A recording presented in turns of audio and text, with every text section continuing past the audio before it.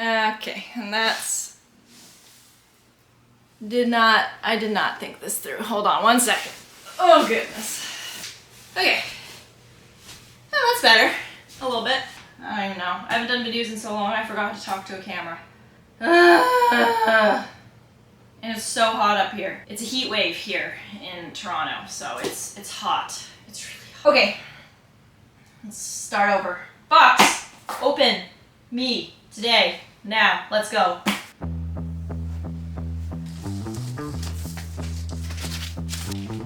Got some materials there. These are assembly. This is air assist, I think. For bottles and round things, I think that's what this is. Ooh. We got the honeycomb. That's nice. It comes assembled, so that's really nice and easy. I like that.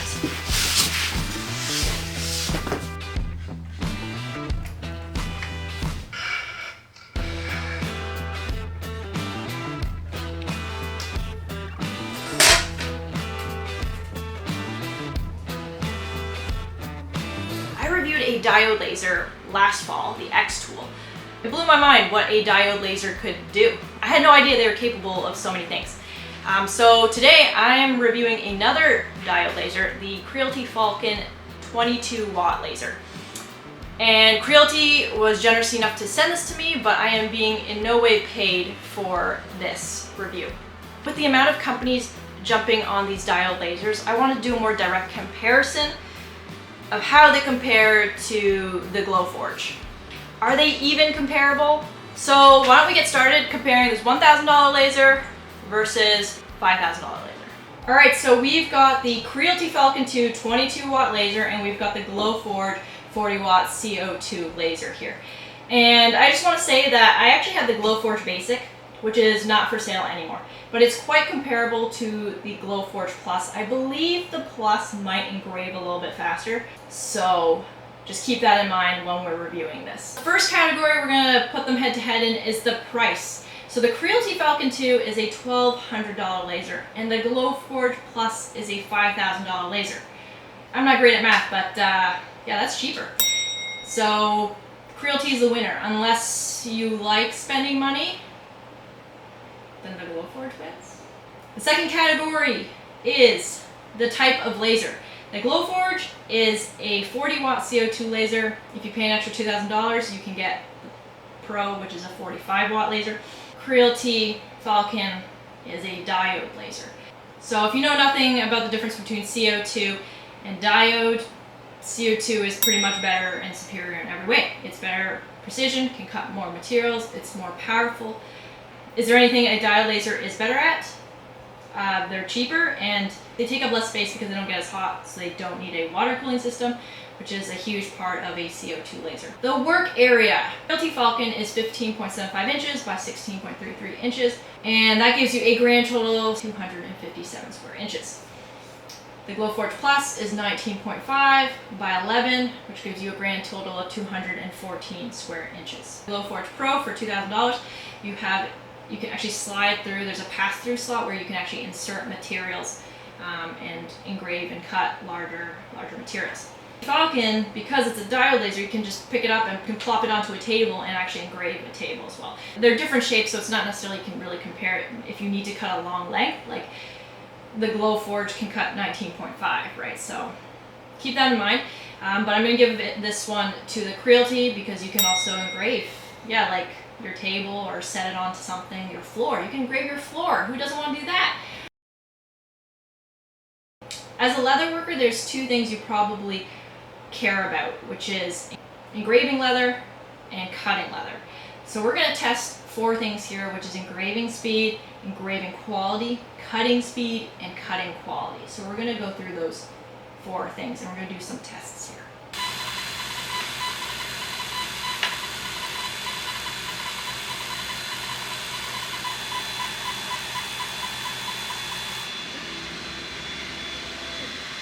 So the engraving speed was pretty equal with the Glowforge Basic and the Creality Falcon. They're pretty close. But I assume if the Glowforge Plus says it's 2 times faster, then the Glowforge would probably be faster here. And in terms of engraving quality, again, the Glowforge is a little bit better here, which makes sense. The CO2 dot is a little smaller, can do more precise details. So again, the Glowforge does do a better job here. All right, so now we're going to go to the cutting speed and the cutting quality.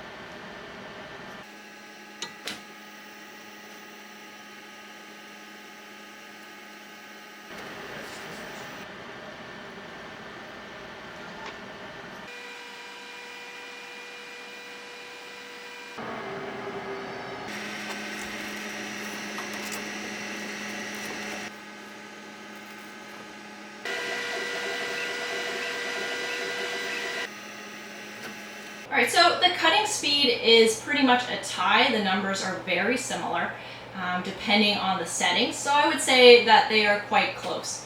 Glowforge might be just like a little bit faster, but it kind of depends on the settings, and I feel like you could tinker with the Creality to make it faster as well. And then we have the cutting quality, and this is kind of a huge deal breaker for me here, is the fact that with the Glowforge, you have to mask. I don't know what's going on with this air assist. Why is it so bad? Can someone tell me why it's so bad? Creality doesn't require any masking, and it cuts perfectly clean. Like, the air assist on it is just phenomenal. And with the Glowforge, if you don't mask, it's a useless product. And masking takes time. So while your cutting speed might be a smidge faster on the Glowforge, if you're masking, that's a lot more time as well. In terms of cutting speed, it might be a tie, but the cutting quality is the Creality by far. I also want to just quickly show how this cuts wood. I'm cutting 6mm Baltic birch plywood here. I'm actually blown away by the fact that the Falcon 2 can cut 6mm Baltic birch in one pass. That's insane. Cuts it without you needing to even mask it. That's crazy. And it cut it in 30 seconds, which is pretty quick. As you can see, I tried to cut 6mm Baltic birch on the Glowforge, and it took a few tries, and also it looks terrible. Even if you mask this, it would have still burned the masking tape and burned through, so it would not have worked. The Creality Falcon 2 can cut some significant material, like 6mm Baltic birch is no joke, and to do it in one pass, I'm very impressed. Most other diode lasers I've seen require multiple passes to cut 6mm, so very impressed. And that goes in the next category, which is the air assist. Both machines have air assist, and as you can see, I mean, the Glowforge says it has an air assist, but it's really bad. Maybe, I don't know, am I doing something wrong? Like, why does it scorch so badly? Creality wins that one, hands down. Okay, the next category is software, and the Creality Falcon 2 uses Lightburn, which is an $80 software. So you actually have to buy that separately, or you can use the free open source software, I think, Laser Gerbil, which is less user-friendly in my mind. And Lightburn is pretty much the industry standard, so I would just go with that. I would just invest in that, and you can still use it for other lasers, which is great. And then there's the Glowforge app. And without, trying to sound dramatic here, the Glowforge app it's the worst. It is the worst. You can't even draw a circle without having to upgrade to Glowforge Premium. Do you know how much Glowforge Premium costs? Glowforge Premium is $20 a month billed annually. And if you don't do that, it's $50 a month. This thing is locked to the Glowforge app. So if Glowforge goes bankrupt and stops working, this could just become a brick. And that's a very expensive brick. And the other thing is, they could force you to just pay for them. I mean, they pretty much are forcing you to pay for Glowforge Premium because you can't do anything on the app. But they could force you a la Cricut and make you pay it. And you have no other choice but to pay it unless you want a very expensive brick. So I don't love that at all. Don't love that model at all. So by far the winner here is also Creality.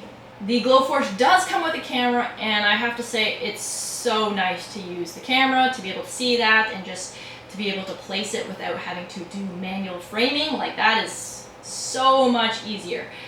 So yes, the camera is a huge benefit and feature of the Glowforge. The Falcon 2 doesn't have a camera. Lightburn has a camera, and I've seen people hook that up to the lasers. I'm not 100% sure it's compatible with this. Might be, have to look into that. But yeah, the edge here goes to the Glowforge because the camera is super, super great. And so safety. Here's where these diode lasers make me a little bit nervous. I don't know 100% how well these have been quality controlled and how tested they've been. So definitely, if you're getting one of these, buy an enclosure, guys. It's not worth your health. Seriously, just buy an enclosure. Don't use these open in the air, especially if you're cutting like leathers that you don't know where you got them from. Make sure you have an enclosure, and don't ever leave your machine unattended.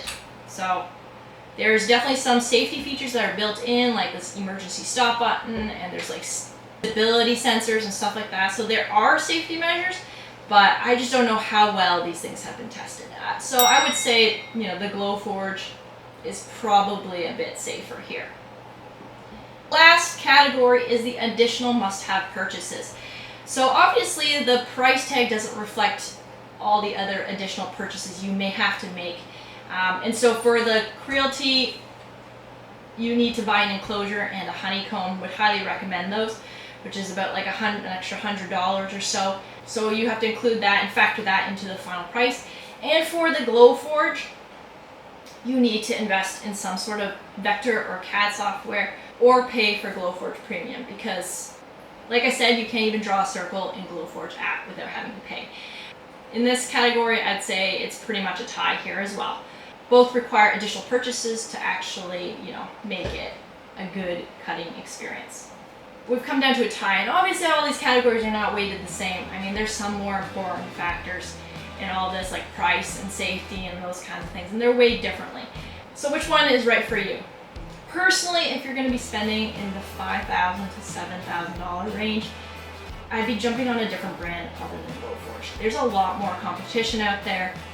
If you're looking for a fairly simple laser cutter on a budget, I'd definitely be considering one of these Chinese 20-watt diode lasers.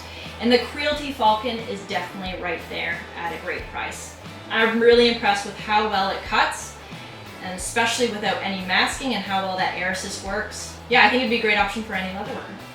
So that's it. If you want to learn more about the Creality Falcon 2, there's links for that in the description below. If you haven't already, make sure you subscribe and like this video. Goes a long way for our channel. And also, last thing, there's some big changes coming here. Stay tuned for our next video. Cliffhanger and cut.